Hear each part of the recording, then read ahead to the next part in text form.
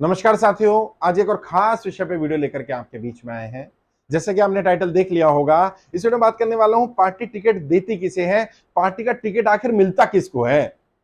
वैसे तो मैंने इस पर ऑलरेडी बहुत सारी वीडियोस बनाई हैं कि टिकट मिलने के लिए, टिकट लेने के लिए क्या क्या करना पड़ता है, बट दो तीन चीजें और बताता हूं कि किसको एक्चुअल में टिकट मिलती है।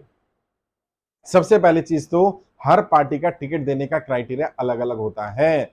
तो आप किस पार्टी से टिकट मांग रहे हैं, उस पर ज्यादा बेहतर मैं जवाब दे पाऊंगा कि उस पार्टी में क्या क्राइटेरिया है। जैसे कुछ पार्टियों में जाति या धर्म मेन क्राइटेरिया है टिकट देने का। वो ये देखते हैं कि इस जाति के लोग ही ज्यादा आने चाहिए या इस धर्म के लोग ही ज्यादा आने चाहिए। अब मान लीजिए आप उस धर्म के नहीं हैं या आप उस जाति के नहीं हैं जिसे वो पार्टी या संगठन प्रमोट करती है, तो आप कितनी ही मेहनत करते रहिएगा, पूरी पूरी संभावना है आपको वहां टिकट नहीं मिलेगी। आपके पास बाकी सारे पैरामीटर फिक्स है, पैसा भी है, मिनिमम रिसोर्सेज भी हैं, फेस वैल्यू भी बिल्ड कर ली, लोग कनेक्ट भी हो गए, सब कुछ हो गया, लेकिन आप उस क्राइटेरिया में फिट नहीं बैठेंगे तो पार्टी आपको टिकट नहीं देगी। अब कई लोग हैं, जो मैं नाम तो नहीं लूंगा, लेकिन कई राष्ट्रीय स्तर की पार्टियां हैं, वो पर्टिकुलर धर्म के लोगों को सांसद का, विधायक का टिकट नहीं देती, जनरली नहीं देती।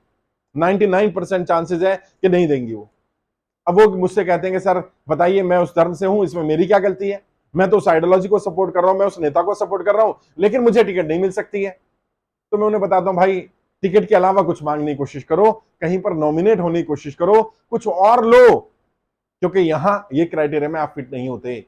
उनका रिजिड क्राइटेरिया है धर्म को लेकर के। ऐसे ही कुछ पार्टियां हैं जिनमें जाति को लेकर के रिजिड क्राइटेरिया है, वहां जाति को प्रेफरेंस ज्यादा दिया जाता है, दूसरी जाति के लोगों को नहीं दिया जाता है, तो वहां पर जातिगत समीकरण देखने पड़ेंगे। ऐसे ही कुछ पार्टियां ऐसी हैं जो अपना जनाधार बेचती हैं, टिकट बेचा जाता है। कई सीटें ऐसी होती हैं, लोग मुझसे आके कहते हैं साहब इस सीट पर ना पार्टी का कोई भी खड़ा हो जाए चुनाव जीत जाएगा, कंफर्म है। तो मैं उनसे पूछता हूं, बिल्कुल सही बात है, अगर तुम्हें ये बात पता है कि यहां पार्टी का कोई भी खड़ा होगा तो चुनाव जीत जाएगा, तो क्या पार्टी को नहीं पता है? क्या पार्टी के शीर्ष नेतृत्व को नहीं पता? क्या पार्टी के नेताओं को नहीं पता? उन्हें भी तो पता है। और जब उन्हें भी पता है तो वो तुम्हें ही क्यों खड़ा करें, तुम्हें ही टिकट क्यों दें, किसी और को क्यों ना दें? और टिकट के बदले में पैसा मतलब बेचना परंपरा बन गई है कि अगर आप उतना पैसा नहीं देंगे तो हमारा टिकट आपको नहीं मिलेगा, और टिकट नहीं मिलेगा तो हमारा जो कैडर वोट है वो आपको नहीं मिलेगा। और जितना जहां कैडर होता है उस हिसाब से टिकट का रेट तय हो जाता है। हर सीट पर अलग है, हर चुनाव में अलग है, हर राज्य में अलग है। और कई पार्टियां जो कहीं पर किसी राज्य में टिकट बेचती हैं, वही पार्टियां दूसरे राज्य में टिकट के साथ पैसा भी देती हैं। वही पार्टी, हाँ सेम पार्टी, क्योंकि उस राज्य में उसका जनाधार नहीं है, वहां पर उसका अपना कैडर नहीं बना है, और तब तक देती रहेंगी जब तक एक बार कैडर ना बन जाए। और जब कैडर बन जाएगा तो यहां भी टिकट बेचेंगी। तो टिकट बेचा जाता है, पैसे के आधार पर अपना जनाधार बेचा जाता है। एक क्राइटेरिया ये भी है। एक और क्राइटेरिया है, क्या आपका कोई नाम, आपकी शोहरत, आपकी फेस वैल्यू, आपकी इमेज। यदि आप कोई बहुत बड़े व्यक्ति हैं, कोई बहुत बड़े कलाकार हैं, बहुत बड़े एक्टर हैं, बहुत बड़े बिजनेसमैन हैं, बहुत बड़े आईएएस आईपीएस ऑफिसर रहे हैं, कोई आपका फेस वैल्यू ऐसी रही है कि आपने कुछ रिमार्केबल काम किसी फील्ड में किया है, तो पार्टियां अपने यहां 1 से 2% टिकट ऐसे लोगों को देती हैं। वो इंटेलेक्चुअल हो सकते हैं, वो एक्टर एक्ट्रेसेस हो सकते हैं, वो फेमस पर्सनैलिटीज हो सकते हैं, वो क्राउड पुलर हो सकते हैं, वो समाज सेवी हो सकते हैं, उन्होंने कोई ऐसा काम किया हो, अपने आधार पर अपना जनाधार इतना बिल्ड कर लिया हो और उनके कहने पर वोट इन्फ्लुएंस हो सकता हो। तो पार्टियां क्यों टिकट दे देंगी उनको? क्योंकि उस सीट पर, जिस कॉन्स्टिट्यूंसी पर वो चुनाव लड़ रहा है, वहां तो जीत की संभावना बढ़ी जाएगी या जीत मिल ही जाएगी। उसकी वजह से आसपास की 10-20 कॉन्स्टिट्यूंसी में भी वोटर को इन्फ्लुएंस करना आसान हो जाएगा।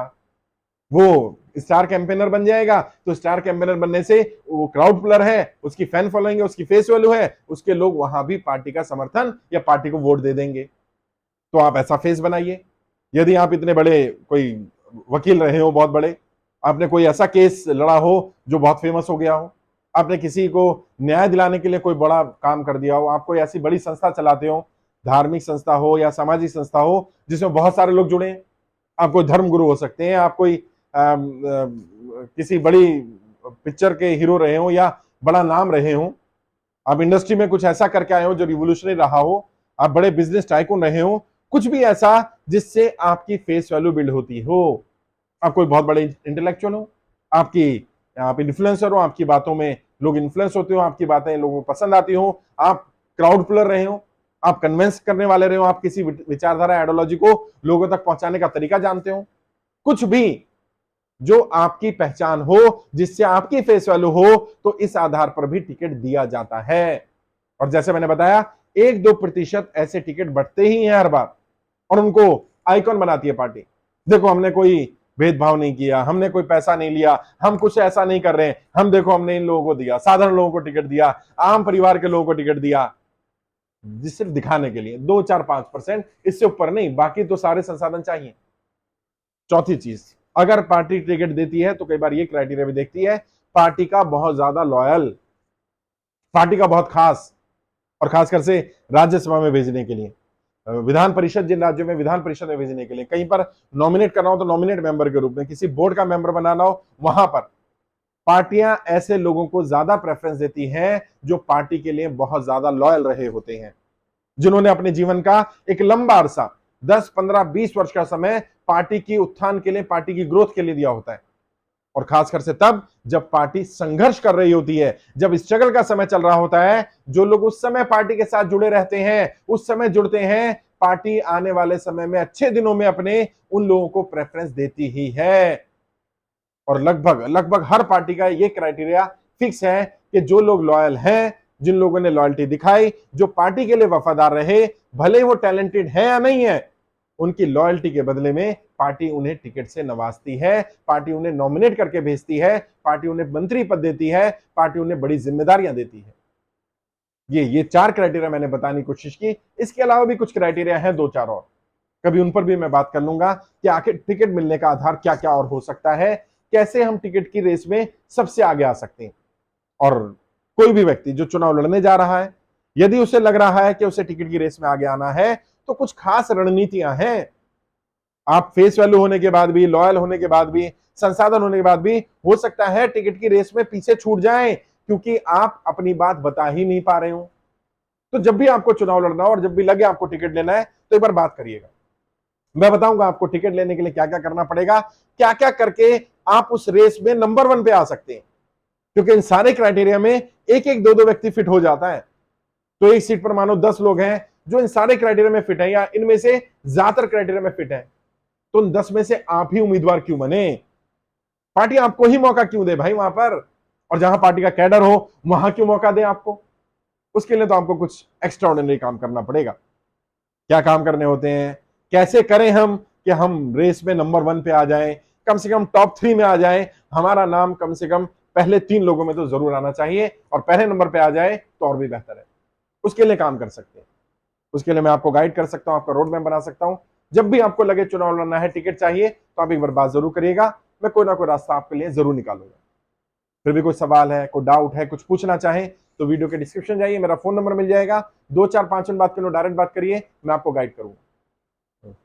किसी और टॉपिक पे वीडियो चाहिए हो, कोई सवाल हो, तो कमेंट में लिखिएगा। आपको वीडियो कैसा लगा जरूर बताइएगा, ज्यादा से ज्यादा लोगों से शेयर करिए वीडियो को।